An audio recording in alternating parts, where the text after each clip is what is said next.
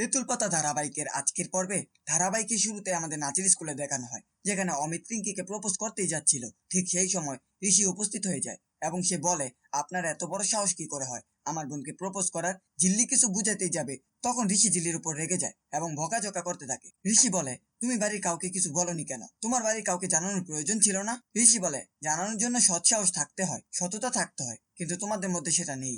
অমিত এসে ঋষিকে বলে, আপনার কেন মনে হচ্ছে আমি সৎ নই?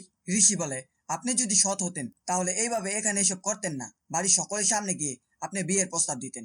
ঋষিকে সকলে বোঝানোর চেষ্টা করে, কিন্তু ঋষি কারো কথাই শুনতে চায় না। সে অমিতকে বলে, আপনার যদি সৎ সাহস থাকে আপনি কালকে আপনার পরিবার নিয়ে রিঙ্কির পরিবারের সাথে কথা বলার জন্য আসবেন। এই বলে ঋষি রিস্কিকে নিয়ে চলে যায়। ঝিল্লি অমিতকে বলে, আপনি প্লিজ কিছু মনে করবেন না, ওনার হয়ে আমি সরি বলছি, তবে কালকের জন্য কিছু একটা প্ল্যান করতে হবে। পরবর্তী সিনে আমাদের তেঁতুল পাতায় দেখানো হয়, যেখানে রিস্কিকে নিয়ে ঋষি বাড়িতে চলে এসেছে এবং বাকিরাও চলে এসেছে। ঋষি বাড়ির সকলকে বলে, দেখো এদের কাণ্ড দেখো, এরা এখন মিথ্যা বলতে শিখে গেছে। ঋষি মা রিস্কিকে বলে, তোর কি কাণ্ডজ্ঞান নেই? ঝিল্লি বলল, আর তুই নাচতে নাচতে চলে গেলি। এরপর ঋষি কাকা ঝিল্লিকে বলে, তুমি তো একবারও আমাদের জানাতে পারতে, আমি তো তোমাদের সাথে বন্ধুর মতো মিশতাম।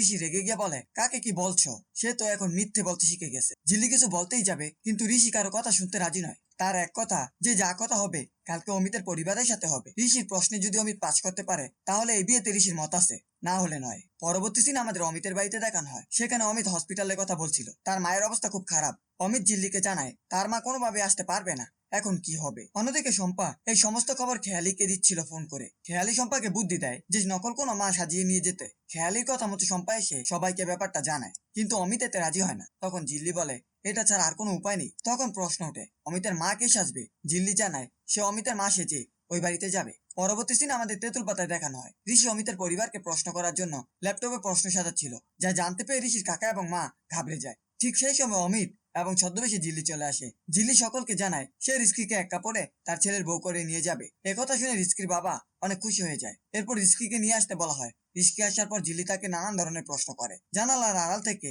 খেয়ালি শম্পাকে ফোন করে বলে, ঋষিকে বলো ঝিল্লিকে প্রশ্ন করতে। এরপর শম্পা ঋষিকে বলে, মাসিমাকে কোনো প্রশ্ন করার থাকলে করুন। তখন ঋষি অমিত এবং তার মাকে বিভিন্ন ধরনের প্রশ্ন করতে থাকে। অমিত সব প্রশ্নে সাকসেস হয়ে যায়। তখন ঋষি এই বিয়েতে মত দিয়ে দেয়। শেষ দিন আমরা দেখতে পাই, এই বিয়েতে মত দেওয়াতে খেয়ালি সহ্য হয় না। তখন সে শম্পাকে কিছু একটা ব্যবস্থা করতে বলে। তখন শম্পা ঝিল্লির খোপার ক্লিপ খুলে দেয়। এতে ঝিল্লির নকল চুল খুলে পড়ে, যা দেখে বাড়ির সকলে ঝিল্লিকে চিনতে পেরে বকাঝকা করতে থাকে। বিশেষ করে ঋষি অনেক রেগে যায় এবং বলে, সবকিছু নিয়েই তো তোমাকে মজা করতে হবে, তাই না? ঝিল্লি কিছু বলতেই যাবে, তখন ঋষি বলে, আমি তোমার সাথে কথা বলতে চাই না, তোমার সাথে কথা বলতে আমার ঘেন্না লাগছে। এই কথা শুনে ঝিল্লি অনেক কষ্ট পায় এবং কাঁদতে থাকে। অন্যদিকে খেয়ালি অনেক খুশি হচ্ছিল এই ঘটনাগুলো দেখে। এই ছিল তেঁতুল পাতা ধারাবাহিকের আজকের আপডেট। ভিডিওটি ভালো লাগলে চ্যানেলটিকে সাবস্ক্রাইব করে পাশে থাকা বেল আইকনটি অন করে দিন।